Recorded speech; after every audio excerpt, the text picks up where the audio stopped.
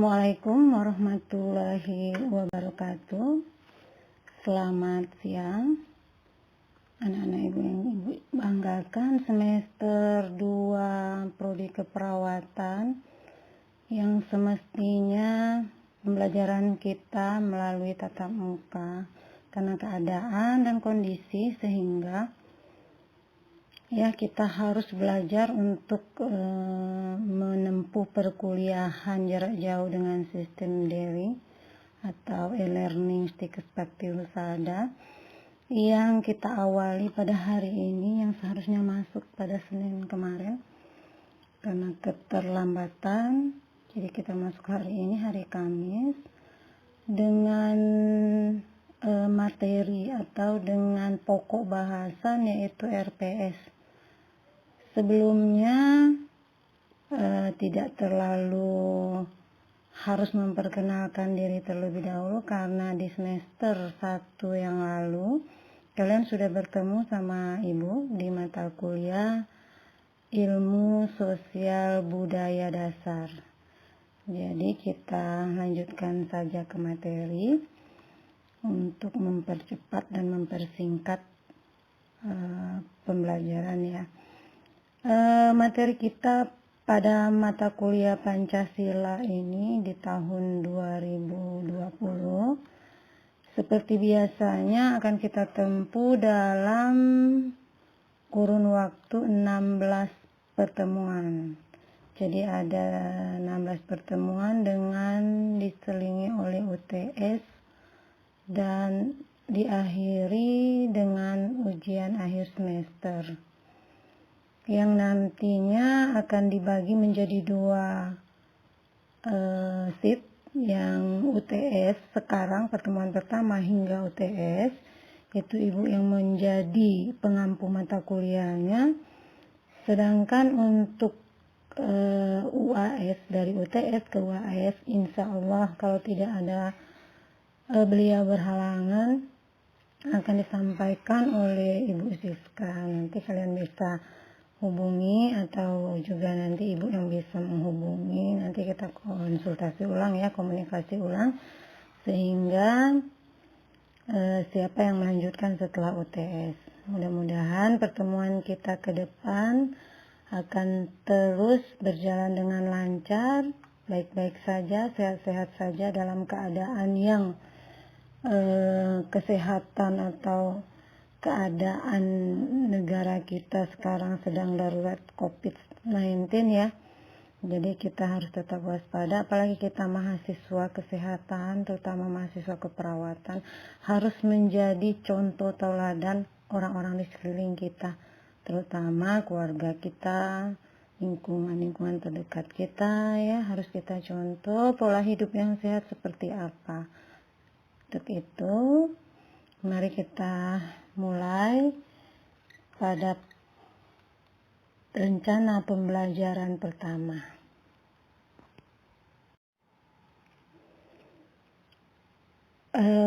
Kita bahas mulai dari judulnya. Mata kuliah kita ini judulnya yaitu Pancasila. Mungkin Pancasila ini tidak asing lagi bagi kalian.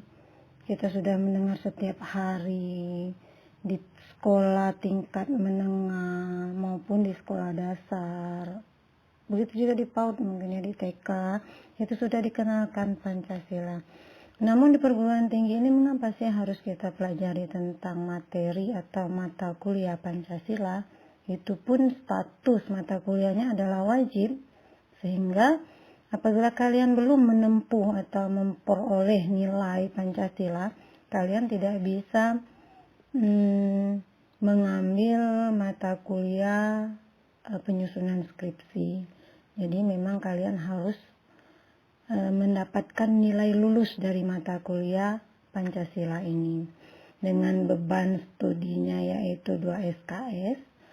Jadi mengapa di sini disebutkan bahwa Pancasila itu mengapa harus penting bagi kalian di perguruan tinggi? Karena dia membahas tentang salah satu pilar kebangsaan Indonesia. Kalau namanya pilar kebangsaan, berarti kita benar-benar harus punya bentuk, harus punya mode, atau harus punya kekuatan. Itu namanya pilar. Kita lihat saja namanya pilar itu seperti apa.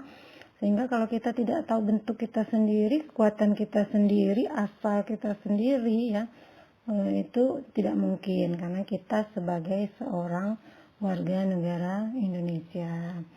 Jadi Pancasila itu juga sebagai dasar negara, kemudian sebagai ideologi nasional, sebagai sumber rujukan dan inspirasi bagi upaya menjawab tantangan kehidupan bangsa. Jadi wajib kita sebagai bangsa negara Indonesia, sebagai warga negara Indonesia, itu memahami apa materi-materi yang ada di dalam Pancasila. Sehingga nanti di kehidupan kita berbangsa dan bernegara itu harus berpedoman atau berpondasi pada sila-sila yang ada di dalam Pancasila. Selanjutnya, sasaran pembelajaran. Apa sih sasaran pembelajaran Pancasila? Materi mata kuliah Pancasila. Nanti setelah kalian mengikuti kegiatan pembelajaran Pancasila ini, diharapkan ya mahasiswa ataupun kalian sebagai warga negara nantinya mampu membangun paradigma baru dalam diri kalian sendiri berdasarkan nilai-nilai Pancasila melalui kemampuan yang menjelaskan tentang sejarah. Nanti ditanya sejarah Pancasila tidak tahu apa itu Pancasila, bagaimana lahirnya Pancasila, nanti tidak tahu, itu kan tidak mungkin karena kita sebagai seorang bangsa, seorang warga negara. Jadi menjelaskan tentang sejarah. Kemudian menjelaskan tentang kedudukan dan hakikat sila-sila dari Pancasila. Apa sih kedudukan sila pertama, kedua, sampai sila kelima. Kemudian merespon persoalan aktual bangsa dan negara. Bisa merespon semua persoalan-persoalan yang ada. Nanti aktualnya bagaimana kita ceritakan. Persoalan-persoalan aktual bangsa dan negara dan menerapkan nilai-nilai Pancasila dalam kehidupan sehari-hari. Jadi dalam arti kata bahwa nanti seorang mahasiswa ya setelah mengambil materi Pancasila bukan hilang begitu saja, sudah belajar Pancasila, sudah mengertilah Pancasila itu ada 5 sila, tapi nilai-nilai daripada sila Pancasila itu sendiri harus tertanam, harus menjiwai diri kalian sebagai seorang mahasiswa, nantinya sebagai seorang warga atau seorang warga negara atau seorang penduduk Indonesia. Itu kan benar-benar harus menjiwai. Jadi itu dalam arti kata kalian harus memiliki kemampuan menganalisis, berpikir rasional, kemudian bersikap kritis dalam menghadapi persoalan-persoalan dalam kehidupan bermasyarakat, berbangsa, dan bernegara. Jadi bukan cuma tahu, tapi bisa menganalisis, berpikir rasional, kemudian mengambil sikap yang kritis, yang sesuai dengan sila-sila dari Pancasila tersebut. Kemudian juga kalian harus memiliki kemampuan dan tanggung jawab intelektual. Kalau sudah bilang mampu, tadi ya mampu menganalisa, memahami, berpikir rasional, bersikap kritis, tapi kalian juga dituntut untuk bisa bertanggung jawab secara intelektual. Tanggung jawab intelektual itu apa? Tanggung jawab yang mempunyai nilai kependidikan, karena orang-orang intelektual ngomong atau bicaranya bukan bicara orang-orang yang tidak tahu atau orang-orang pasaran. Jadi kalian harus mampu. Karena kemampuan itu kalian bisa bertanggung jawab secara intelektual. Saya benar berdasarkan fakta aktual bahwa Pancasila atau nilai-nilai Pancasila ini benar. Yang harus saya gali, yang saya tanam, harus saya jalankan ini benar. Gitu ya. Jadi tanggung jawab yang lebih besar yang diharapkan di sini dalam mengenali masalah-masalah di sekeliling kita dan memberi solusi berdasarkan nilai-nilai yang ada di dalam Pancasila tersebut. Itu yang kedua. Karena apa?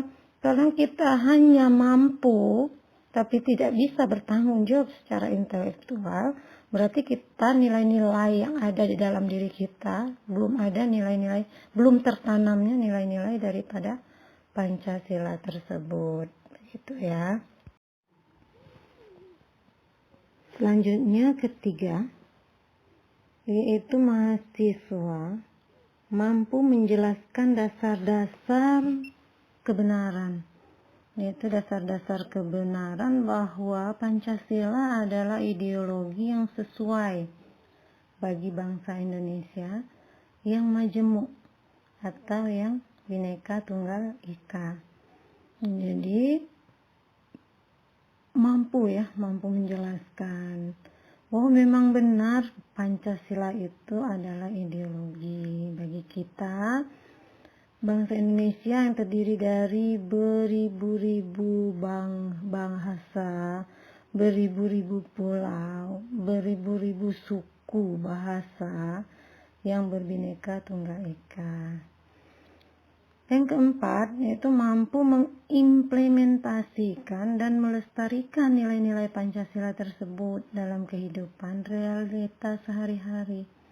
Jadi bukan hanya tahu, paham, bisa menjelaskan dengan nilai-nilai intelektual tadi, tetapi juga bisa mengimplementasikan atau merealisasikan atau dilaksanakan, benar-benar dilaksanakan di dalam kehidupan sehari-hari, di dalam realita kehidupan berbangsa dan bernegara pun harus bisa dilestarikan, bukan hanya bisa dijalankan, diimplementasikan saja, tapi juga dilestarikan. Yang namanya lestari itu berarti kan kita harus menurunkannya, bukan hanya kita yang tahu kita jalankan dalam kehidupan sehari-hari, tapi kita juga bisa menurunkannya, harus bisa melestarikannya. Bagaimana harus lestari? Harus regenerasi. Bagaimana cara regenerasi? Kita harus paham dulu baru kita bisa mengajak orang lain untuk memahami tentang nilai-nilai Pancasila tersebut. Selanjutnya yang kelima, yaitu memiliki karakter ilmuwan. Ini yang paling berat ya. Kalau hanya kita bisa menjalankan dalam kehidupan sehari-hari, kita bisa menjelaskan ke orang lain agar orang lain juga bisa ikut ya melestarikan Pancasila itu. Namun kita juga harus punya karakter keilmuan dan profesional tentang Pancasilais. Yang namanya profesional ya, bukan hanya profesi perawat ya, profesi profesi advokat misalnya. Itu kita juga harus, setiap profesi-profesi tersebut harus mempunyai jiwa karakter keilmuan yang profesionalisnya adalah Pancasila. Ilmu apapun, profesional apapun, kalau seandainya profesi apapun, kalau seandainya tidak lebih profesional dari Pancasila, itu tidak ada artinya di negara ini. Ingat ya, di negara ini, karena kita adalah bangsa Indonesia. Kemudian dan profesional Pancasilais yang memiliki komitmen atas kelangsungan hidup dan kejayaan negara Kesatuan Republik Indonesia atau NKRI. Jadi kemampuan ada 5 kemampuan yang harus kalian miliki itu tidaklah mudah kalau memang kalian ingin benar-benar menjadi seorang profesional Pancasilais ya. Tolong dipahami, ketiga itu harus kalian, kelima faktor tersebut tadi harus kalian usahakan tertanam di diri kalian sebagai seorang mahasiswa atau sebagai seorang warga negara yang memang mengerti bahwa nilai-nilai Pancasila itulah yang berkembang dan hidup di dalam kehidupan sehari-hari. Kita lanjutkan ke metode pembelajaran. Seperti dijelaskan di awal tadi bahwa metode pembelajaran kita ini sebenarnya adalah tatap muka, ceramah ya. Ceramah, tanya jawab, dan diskusi. Namun karena keadaan metode tatap muka ini kita ganti dengan sistem e-learning, dan ini juga kita manfaatkan WA Group khusus materi Pancasila. Yaitu metodenya tetap ceramah seperti yang kita laksanakan hari ini. Kalian bisa mendownload, kalian bisa melihat juga di e-learning, materinya sudah di-upload. Silakan kalian download, kalian baca. Setiap pertemuan pun seperti itu, kalian download, kalian baca, kalian pahami, kalian lihat sumber-sumber yang ada atau daftar pustaka yang ada nanti terlampir di bawah ini. Kalian bisa baca dalam bentuk apapun, dalam bentuk buku, dalam bentuk e-book, dalam bentuk jurnal, atau sekarang lebih gampang diakses itu adalah dari internet ya, dari Google. Itu bisa kalian ambil, terserah, yang penting topik-topiknya nanti ada kita bahas di bawah, yaitu per materi ya. Di metodenya tetap ceramah. Untuk metode tanya jawabnya juga tetap kita jalankan nantinya seperti di grup ini. Mungkin ada yang bertanya, kemudian ada yang membantu menjelaskan, nanti akan diberi feedback sama Ibu. Kemudian kita untuk diskusinya tetap aja kita bisa kirim melalui voice note, bisa kirim melalui ketikan juga boleh, terserah ya. Nanti tetap kita adakan diskusi. Jadi waktunya sebenarnya cukup terbatas karena kita tidak tatap muka langsung, tapi tidak apa-apa, kita usahakan bisa ya. Kemudian juga ada nanti penugasan seperti biasa, mungkin tahun dulu juga seperti itu. Itu penugasannya di UTS 1, di UAS 1. Jadi tugasnya itu berbentuk individu yang mungkin nanti akan Anda kirim melalui e-learning. Kalau tidak melalui e-learning nanti kita bahas lah ya kemudian, atau melalui email ya. Kemudian medianya di sini ya e-learning Stikes Bakti Husada Bengkulu. Mungkin kurang Ibu tambahkan di sini ya WA Group, kemudian juga nanti email ya. Itu nanti kita tambah lagi di sini. Kita lanjutkan. Materi bacaan seperti Ibu sebutkan tadi ya, ada buku referensi, ada perpustakaan nanti di bawah ini. Kemudian online referensi itu bisa kalian baca dalam bentuk buku, bisa berbentuk online, atau kalian lihat di internet. Juga bisa jurnal-jurnal secara online berdasarkan referensi. Misalnya contoh tentang sejarah Pancasila, terserah. Mau referensi apapun, yang penting sejarah Pancasila yang benar, bukan dari Blogspot ya. Kalau dari Blogspot itu biasanya bisa dirubah-rubah, bisa juga ya tidak dipastikan keabsahannya. Jadi kalian bisa lihat itu di jurnal atau di buku-buku online gitu ya. Yang selanjutnya kriteria penilaian, ini juga bukan tidak diedit ya, memang rencananya seperti ini. 40% itu UTS, kemudian 40% UAS, nilai ujian akhir. Jadi sama berimbang antara ujian tengah sama ujian akhir. Sisanya yaitu ada tugas individu dan tugas kelompok. Ini dari prodi ya. Tapi karena Ibu butuh absensi, jadi nilai tugas kelompok ini Ibu ganti dengan absensi. Jadi kalian ingat ya, yang tugas kelompok itu diganti dengan absensi. Jadi 40-40-nya UTS dan UAS, nilai individu, tugas individunya 10%, dan dan absensinya 10%. Jadi diingat ya, nanti katanya di RTS Ibu itu Bu nggak ada nilai absensi, tapi tetap Ibu ralat di sini, Bu perbaiki nilai kelompok tugas kelompoknya diganti dengan absensi. Itu ya. Baiklah, selanjutnya akan kita telaah satu persatu rencana pembelajaran semester atau disingkat RPS ya. Yaitu pada pertemuan pertama ini nanti kita atau sudah kita jalankan, yaitu memperkenalkan tentang materi Pancasila. Kemudian nanti Pancasila dalam kajian sejarah bangsa Indonesia itu ada beberapa era. Jadi nanti kita di era pra kemerdekaan dan era kemerdekaan itu di pertemuan 1-2 ya. Kemudian di pertemuan 3-4 itu tetap di sejarah Pancasila, ada era Orde Lama, Orde Baru, dan era Reformasi. Selanjutnya pada pertemuan yang ke-6 itu Pancasila sebagai dasar negara. Banyak ya, nanti ada buku-bukunya yang bisa lihat sendiri, nanti baca sendiri. Hubungan Pancasila pertama, hubungan Pancasila dengan pembukaan Undang-Undang Dasar NKRI tahun 1945. Kemudian kedua, penjabaran Pancasila dalam batang tubuh Undang-Undang Dasar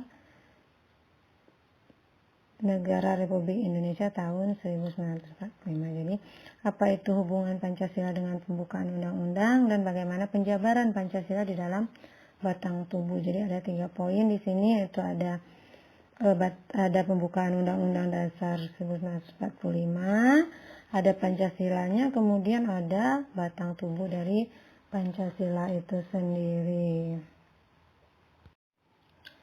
Selanjutnya pertemuan ke-7 dan ke-8 di sini diharapkan mahasiswa mampu menganalisis dan mengevaluasi Pancasila sebagai dasar negara. Jadi yang kita pelajari di sini adalah implementasi Pancasila dalam pembuatan kebijakan negara dalam bidang politik, ekonomi, sosial, budaya, dan Hankam. Itu sebelum UTS. Kemudian kita laksanakan UTS ya.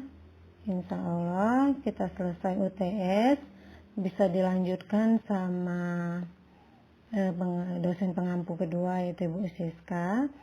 Itu ada beberapa materi, kita jelaskan juga satu persatu, mungkin ya dibicarakan lagi dengan Ibu Siskanya nanti ya. Yang ke-9, Pancasila sebagai ideologi negara. Di situ nanti akan dipelajari tentang pengertiannya, ideologi negara itu apa, Pancasila dan ideologi dunia seperti apa, ya Pancasila dengan agama seperti apa. Pertemuan selanjutnya membahas masalah Pancasila sebagai sistem filsafat. Jadi pengertian filsafat Pancasila itu apa, hakikat sila-sila Pancasila itu seperti apa. Pertemuan selanjutnya mengenai Pancasila sebagai sistem etika. Kalau kita cerita etika itu pasti akan panjang ya. Etika itu moral, bagaimana etika, seperti apa, etiket seperti apa. Nanti di dalamnya kita jelaskan bahwa pengertian etika itu apa, etika Pancasila itu bagaimana, kemudian Pancasila sebagai solusi problem bangsa ya. Seperti itu kira-kira. Selanjutnya juga nanti kita bahas tentang kemampuan mahasiswa untuk beretika sesuai dengan Pancasila dalam melaksanakan atau dalam pergaulan kehidupan sehari atau dalam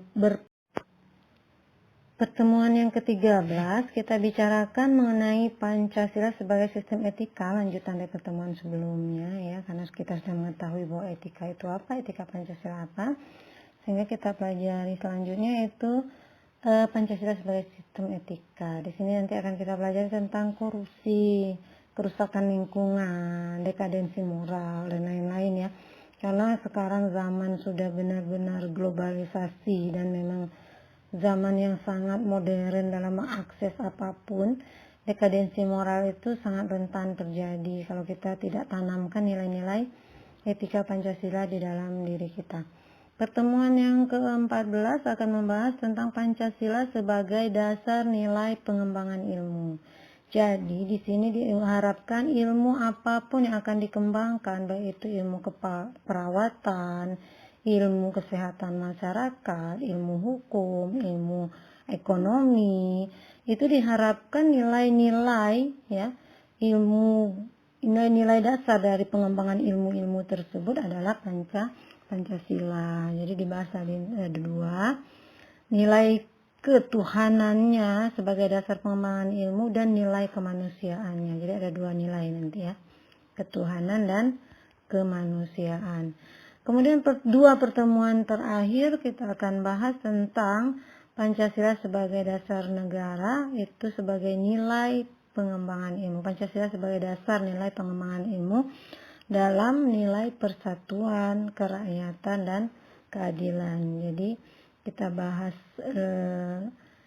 kelima nilai-nilai Pancasila itu di 3 sila terakhir. Tadinya pertemuan 14 itu di 2 sila pertama, untuk pertemuan 15 dan 16 itu di 3 sila terakhir.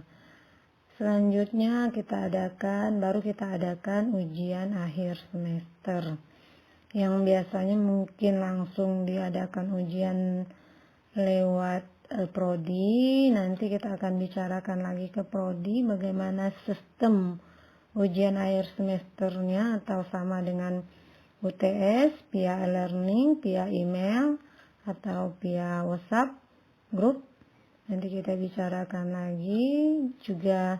Ini juga tergantung dosen pengampunya. Kalau memang nanti bukan ibu, dianjurkan Ibu Siska, itu sistemnya tergantung kepada Ibu Siska. Jadi demikian ya untuk RPS atau rencana pembelajaran kita selama 16 minggu ke depan atau 16 pertemuan ke depan.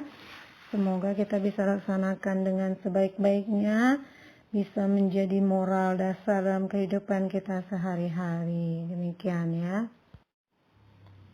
Nah, ini penjelasan terakhir Ibu dari RPS Pancasila kita semester 2 ini ya, yaitu ada rujukan atau daftar pustaka atau daftar rujukan.